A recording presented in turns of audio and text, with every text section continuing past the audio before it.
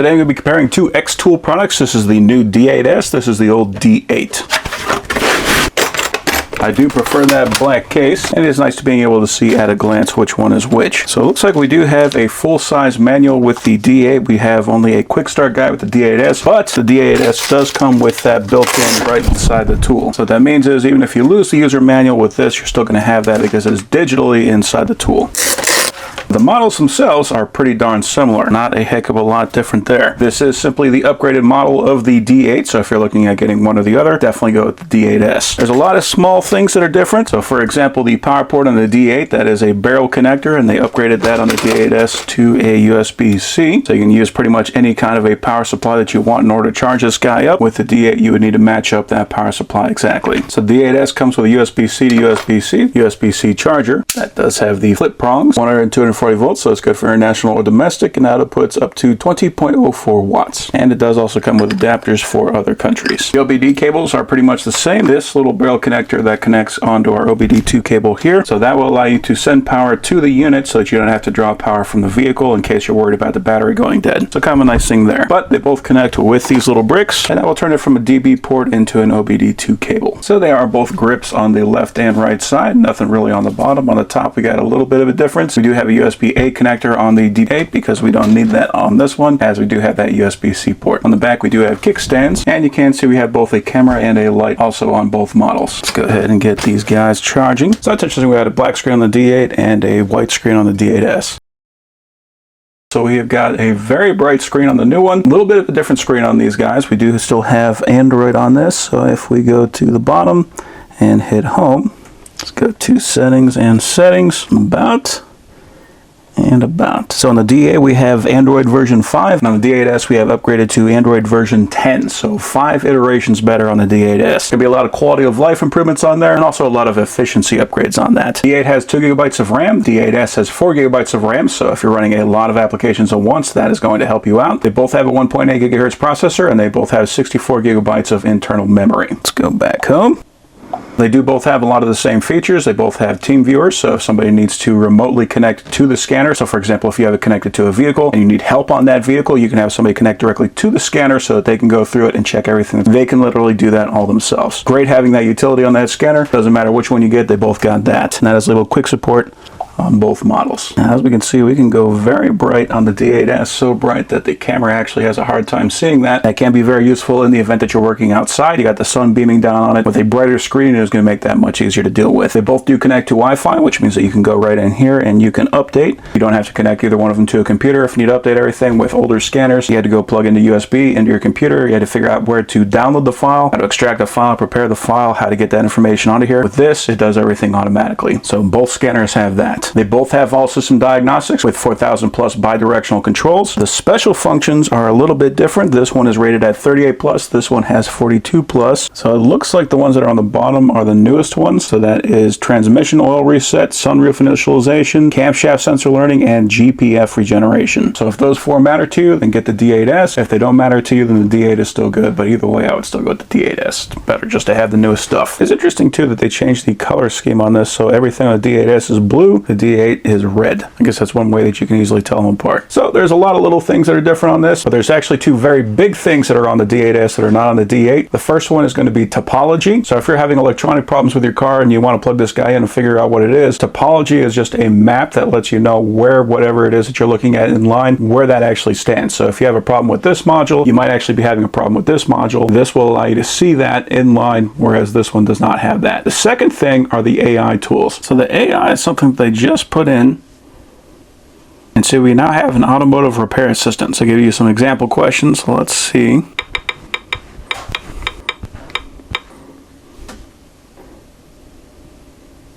There we go. So we can just ask this general questions. Where's the EGR valve in a 2005 Dodge Magnum? We have the 3.5 liter, and I can say that is in the rear of the cylinder head on the passenger side. That is exactly where it's at. So very nice having that right there. We can just ask that general questions and it will give us answers. So the AI assistant is a big thing that's on the D8S that is not on the old D8. So more functions, topology, and AI tools. The D8S is going to be the one that you want. All right, so we're plugged into a car. We'll go to Diagnostic. go to Auto VIN and Auto Scan. That's one of the nice things about these modern scanners. You don't have to go through and plug in everything. It'll just pick up everything for you. Automatic detection. I do love that it picked up everything so quickly. That's one of the nice things about this model, is that it runs very fast. A lot of scanners, when you go into that auto scan, it takes them like a couple of minutes to actually pick everything up. Half the time I feel like I could plug the VIN in and do everything faster if I did it manually. But this one is not a problem. So we'll do auto scan. So this is one of the reasons why the D8S is better than the D8, is because it has this screen right here. So what this is doing is checking all the modules, and if we have a fault, it's going to report it. But because we have that spider web of information going through there, in the event that we had an issue, like with that one right there, we can see if it is actually just that module or if it is one behind it, because all the modules are plugged into other modules. It could be that we actually have a problem with the host module rather than that module. So with that extra information, we can actually diagnose the problems a little bit faster, especially if we're seeing problems all the way down. Especially if I'm finding that I'm dealing with a fleet of vehicles and they all have the same problem. If I see a row light up red, I'm probably going to know exactly what that problem is. So we do have an issue right there. Let's go to DTC list, and it says body control module, DC AC inverter module. Now it's something that this vehicle just brings up all the time. That's just something I got to go into the shop for. So let's go to AI and see what it says about that. And let's go to fault analysis. All right. So it is checking that fault. So there we go. Check that out.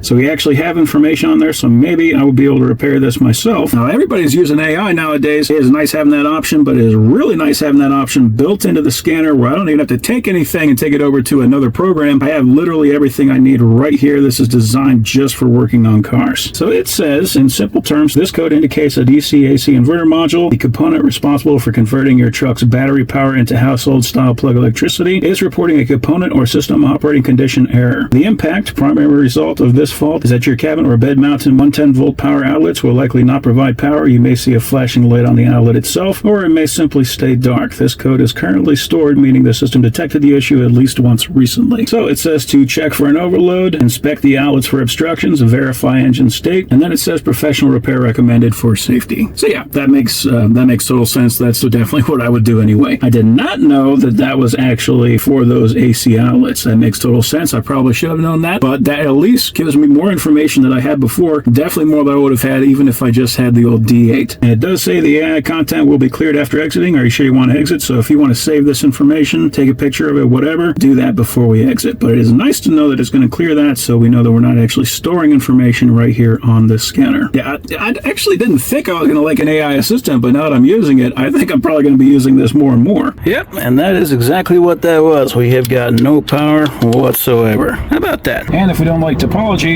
we can go to list, which will give us more of something that we're used to seeing if we're used to working on these scanners. Let's go to system selection. So we got powertrain control module, anti-lock braking, restraint control, body control module. We have got everything that this thing can read. Let's go to body control module. Let's go to live data. So with this, we can read everything that is on that body control module, and we can see if there is one on there, what the current state is. You can see right here we are currently locked. We don't even have to click on any of these, and we can see right now it is in conventional charging. And this is nice.